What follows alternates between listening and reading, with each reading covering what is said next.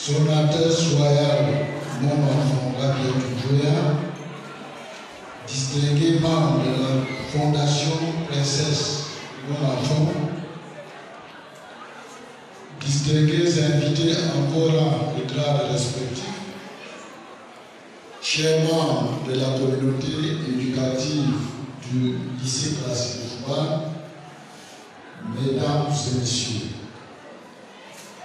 prendre la parole devant un auditoire aussi important que celui-ci est un motif de réel plaisir et un grand honneur pour ma modeste personne. L'occasion qui me permet de vous souhaiter une chaleureuse bienvenue dans cette salle chargée d'histoire et solennelle, à savoir la campagne d'information et de sensibilisation sur le processus d'inscription du monde sur la liste représentative du patrimoine culturel immatériel de l'humanité. Mais avant toute chose, qu'est-ce que le monde et que représente-t-il pour le peuple bamoun en particulier et camerounais en général? En quoi consiste le patrimoine culturel immatériel de l'humanité et en quoi intéresse-t-il nos populations? Voilà deux interrogations majeures qui, sans aucun doute, trouveront des réponses claires à travers les différents exposés prévus ce jour et la phase de questions-réponses. En ce qui me concerne, j'ai la conviction que chacun ici présent pourra ressortir de cette séance de travail mieux appréhender les avantages et les retombées du processus d'inscription du monde sur la liste représentative du patrimoine culturel immatériel de l'humanité, aussi bien pour la culture camerounaise en général que pour le patrimoine culturel bamoun en particulier. Je tiens dès lors à exprimer ma profonde gratitude et celle de toute la communauté éducative du cycle classique de Fouba pour cette initiative de la Fondation Princesse Mon Enfant qui a bien voulu choisir notre cadre pour informer et sensibiliser l'opinion publique locale sur les enjeux de ce processus enclenché le 7 novembre 2020 par le ministère des Arts et de la Culture en présence de leurs excellences, les ministres et ambassadeurs, ainsi que de Sa Majesté Ibrahim Bobo Joya, Sultan, roi des Bamoun. Mesdames et messieurs, encore une fois, permettez-moi de vous souhaiter un agréable séjour au lycée classique de Fouba et une fructueuse séance de travail dans cette auguste salle, berceau de la réunification du Cameroun. Et je vous remercie.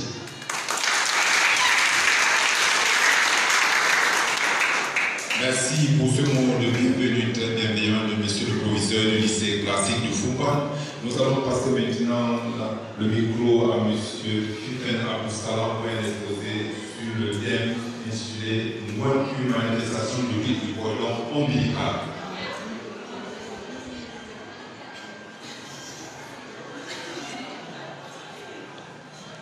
Son Altesse Royale, mon enfant Rabiatou, messieurs les membres de la Fondation, mon enfant Rabiatou, monsieur le proviseur, chers collègues, chers invités, chers élèves, bonjour à vous. C'est avec un sentiment de satisfaction que je prends la parole en cette journée exceptionnelle qui a pour connotation majeure la campagne de sensibilisation sur le processus d'inscription du monde sur la liste représentative du patrimoine culturel et matériel de l'humanité. Cette rencontre nous invite à évaluer la pertinence de l'implication et de l'adéquation des Africains, des Camerounais en général, des Bamoun et même des élèves du lycée classique, en particulier dans ce contexte de mondialisation.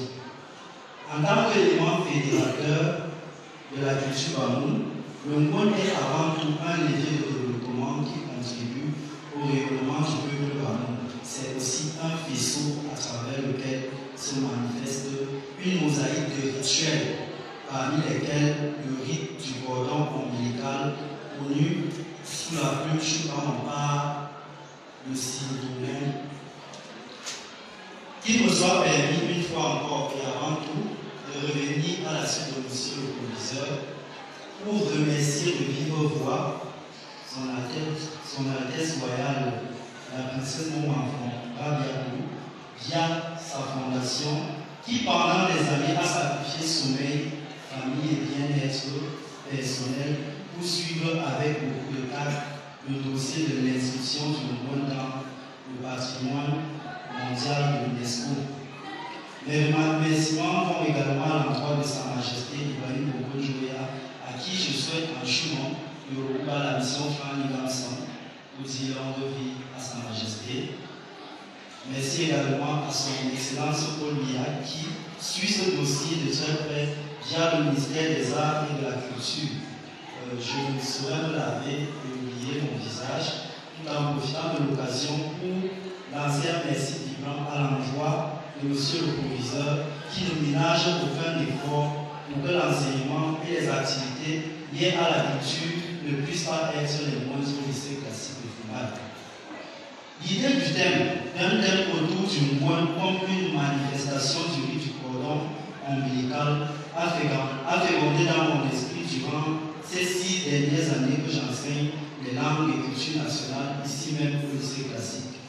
J'ai plusieurs fois assisté au Ngoni et durant ces années, je me suis toujours posé la question de savoir qu'est-ce qui pousse les Bamous à se mobiliser en quantité et en qualité chaque fois que la voix du sultan les interpelle pour le compte du Ngoni.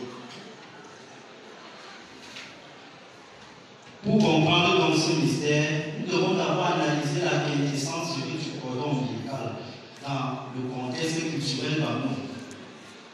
Le rite du cordon ombilical est une pratique propre au peuple bantou, au même titre que le chieni, c'est-à-dire le mastic, le pontou et la circoncision. Ces pratiques ont souvent pour objectif de rattacher le nouveau-né à la terre de ses ancêtres. Lorsque l'enfant n'est encore qu'un fœtus dans le ventre de sa mère, tous les deux communiquent via le cordon ombilical, jusqu'à ce qu'il arrive à maturité. La naissance vient donc rompre ces liens étroits, jour pour le garçon et 4 jours pour la fille après la naissance. Lorsque le bout du cordon ombilical tombe, on procède à des rites qui consistent à enterrer symboliquement ce cordon. Ceci dans l'objectif de rattacher l'enfant à la terre de ses ancêtres. C'est ainsi que quel que soit le lieu où l'enfant se trouve, il aura toujours une pensée rivée vers ses origines. Ce qui retient notre attention ici est le rituel qui accompagne souvent cette cérémonie, ainsi que les éléments para-rituels. Nous avons l'huile, par exemple, qui symbolise le sang, la feuille de macabo, qui par sa forme symbolise le cœur. L'utilisation de ces éléments permet de garder le cordon ombilical en vie une fois enterré. La manière d'enterrer exige beaucoup de précautions, notamment le cordon ombilical qui doit être enterré debout et qui ne doit pas être souillé par la terre au moment de l'enterrement. Ce rituel contribue à faire du cordon ombilical enterré un imam qui va à chaque fois attirer les Bamous à revenir chez eux. Le choix du lieu de l'enterrement, soit devant la porte, soit à côté de la cuisine ou dans la maison, renforce l'hypothèse selon laquelle chaque fois que l'enfant sera démusculé, il reviendra se ressourcer chez lui.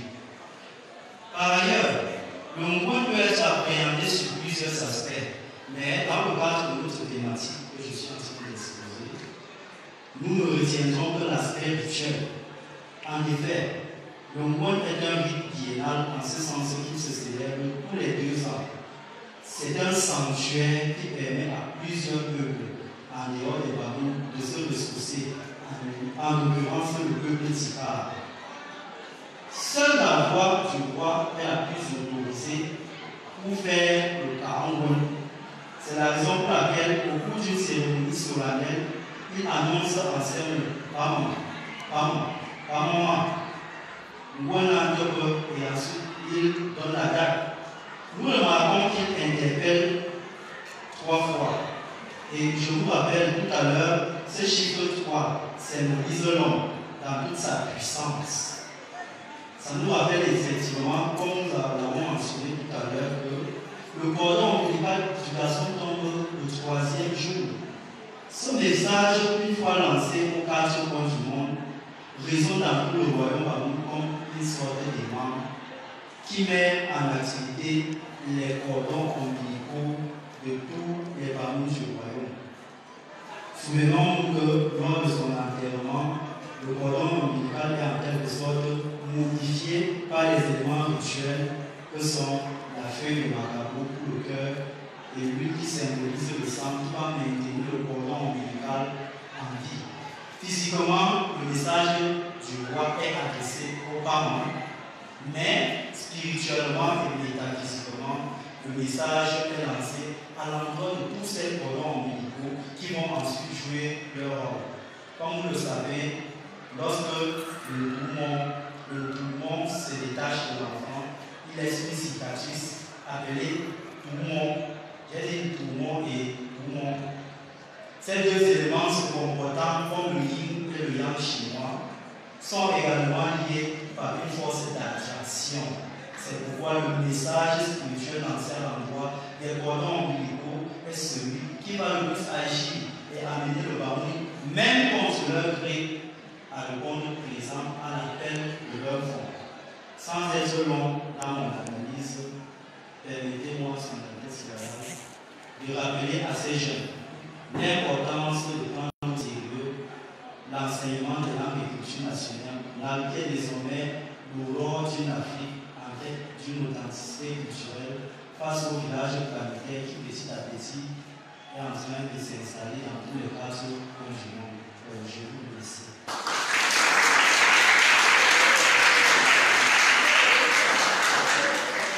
Merci pour cet exposé très brillant de M. Toufé Amissa.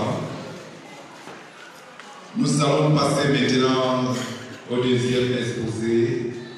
C'est l'inscription d'une voile sur la liste représentative du patrimoine culturel immatériel de l'humanité. Avantage et retombées passe son patrimoine culturel immatériel de l'UNESCO par M. Bachirou Joya.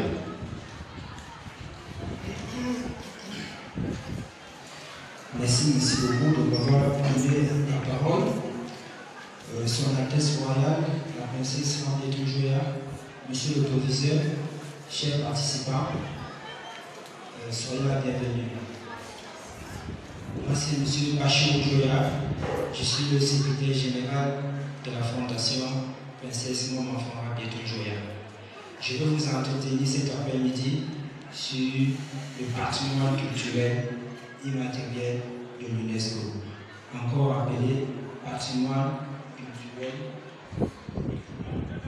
culturel immatériel de l'humanité. Le plan de mon exposé intitulé « Il y aura un contexte, l'objectif et la vision du siècle ».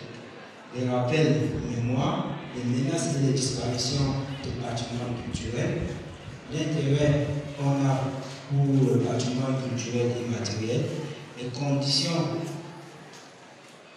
pour inscrire un patrimoine dans le registre de l'UNESCO et une conclusion.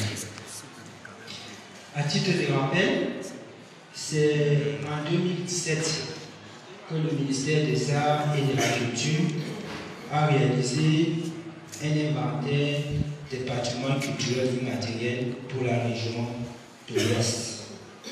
Et après cela, le Ngol a été classé au patrimoine national à travers l'arrêté 2020.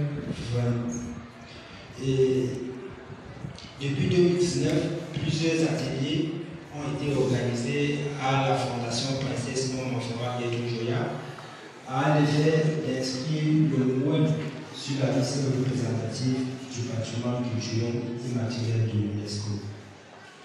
Et après cela, un atelier de validation de ce dossier a été fait et le dossier a été transmis au secrétariat du comité intergouvernemental de la Convention de 2003 pour la sauvegarde du patrimoine culturel immatériel. Et ce dernier dossier sera examiné lors de la 16e session du comité intergouvernemental de sauvegarde en mars 2021. L'objectif de cette assise est de procéder à la communication sur la candidature du web sur la prestigieuse représentative du patrimoine culturel immatériel. À ce titre, je pense que le web va être le porte-étendard de la culture camerounaise dans l'arène internationale. Il s'agit pour la communauté nationale de manifester la solidarité à cette candidature, puis à se reconnaître et à s'approprier les valeurs qu'elle charrie. Cela va de soi que le soutien sans condition de cette candidature par la communauté Bamoun en général et camerounaise en général aussi, et Bamoun en particulier, passera à travers la compréhension de ce dossier. Raison pour laquelle nous nous efforçons à communiquer le plus profond. En titre de rappel mémoire, l'État parti du Cameroun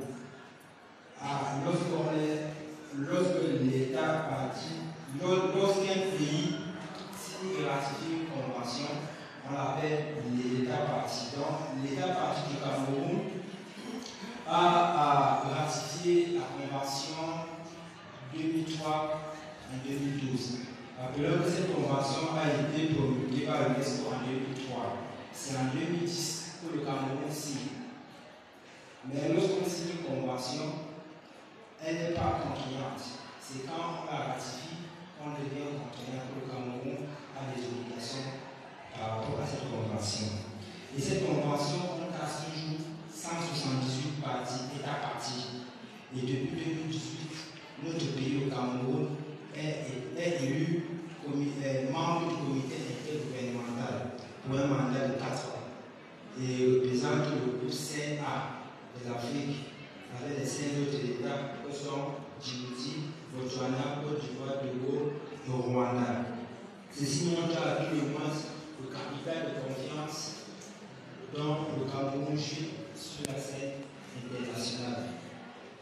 Quelques concepts que je peux encore revenir, c'est quoi le patrimoine culturel immatériel?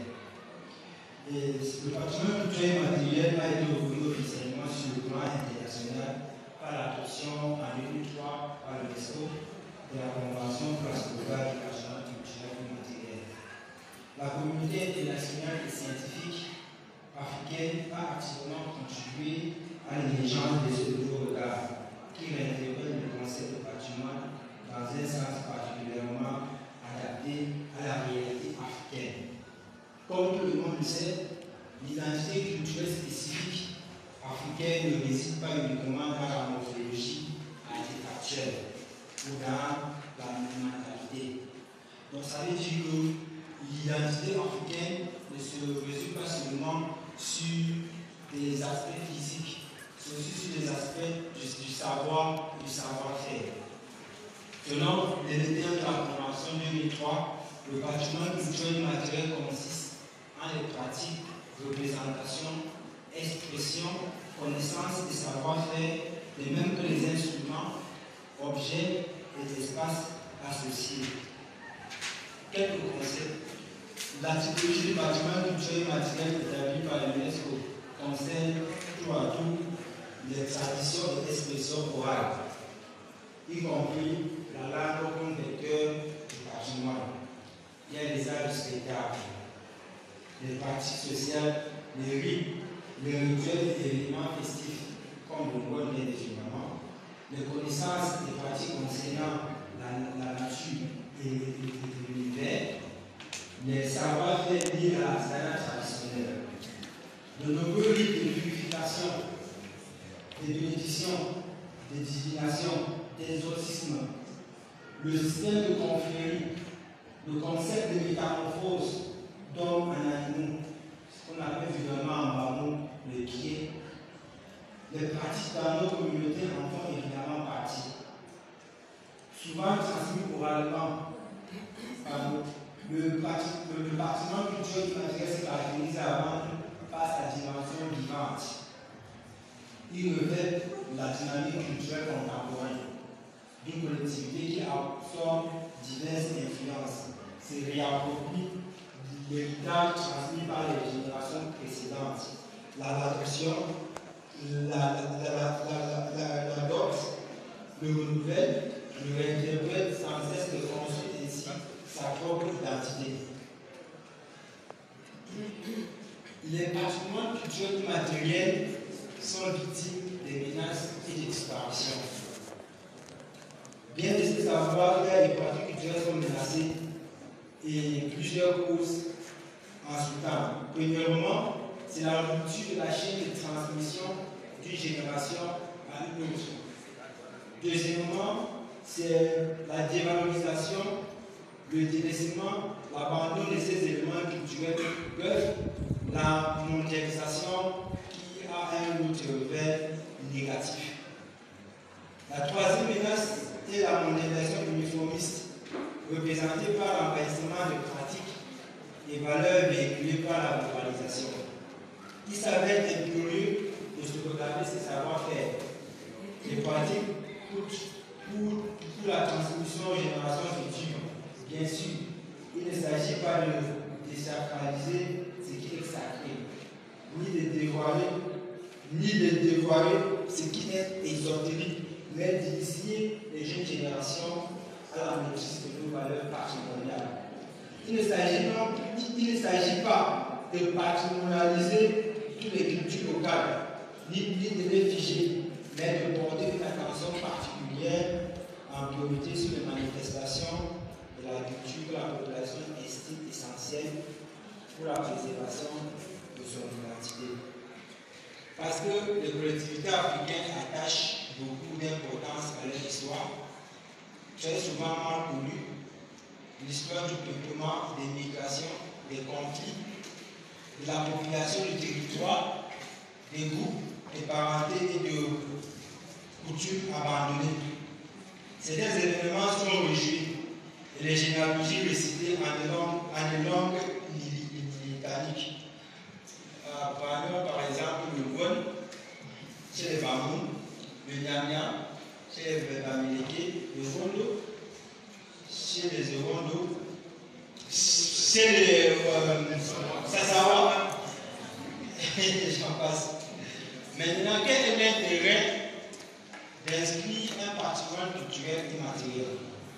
La question évidente qu'on se poserait est de savoir quel intérêt représente dans le monde actuel pour le recours à ce patrimoine immatériel érigé des âges reculés. Le premier intérêt est qu'un peuple a toujours besoin de se référer à son histoire pour assurer la continuité d'une identité qui évolue avec le temps. À ce titre, ce patrimoine est un élément de stabilité dans notre monde en évolution rapide. Il est aussi un élément essentiel pour permettre à un peuple de montrer sa différence par rapport à d'autres sociétés, de manifester sa façon propre de penser le monde et sa capacité de création culturelle, car chaque culture est une création originelle. Le faire connaître, c'est contribuer à une meilleure connaissance mutuelle entre les communautés présentes sur un territoire, chacun porteur de sa propre culture, qui, grâce à cela, peut mieux vivre mutuellement ensemble.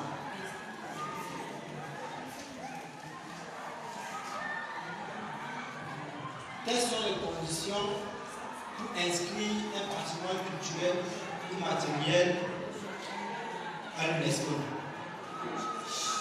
Il s'agit là de la liste représentative du patrimoine culturel matériel qui est une mesure de sauvegarde internationale.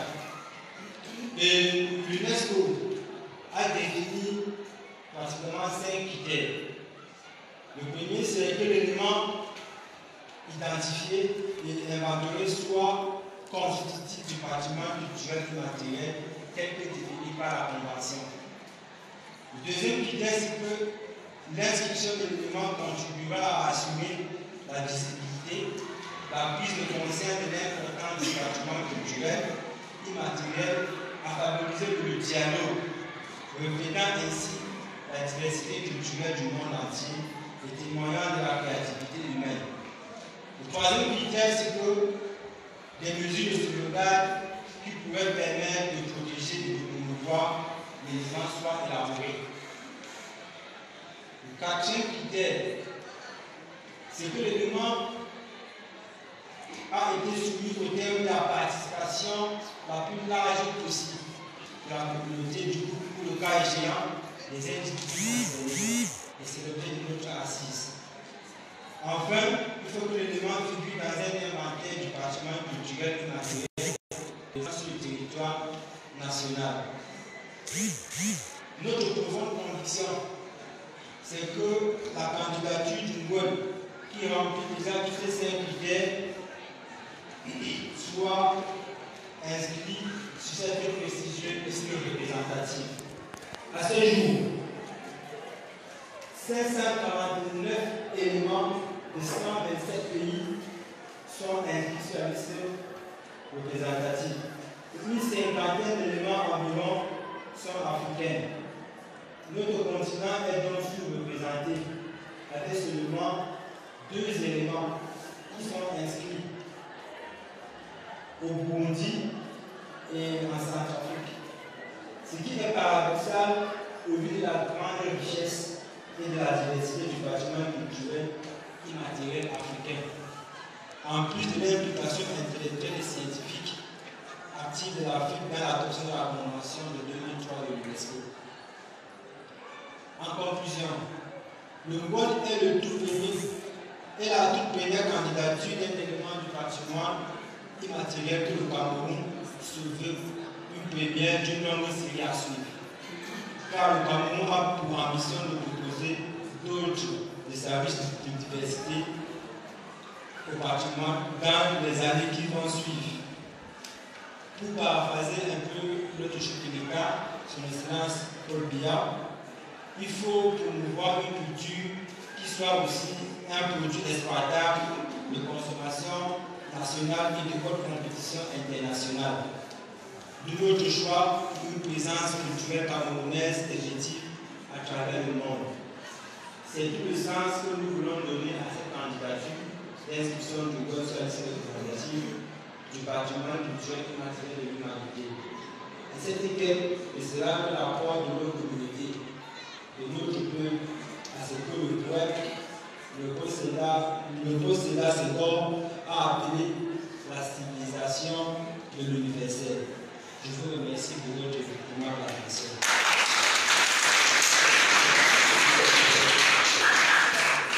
Merci.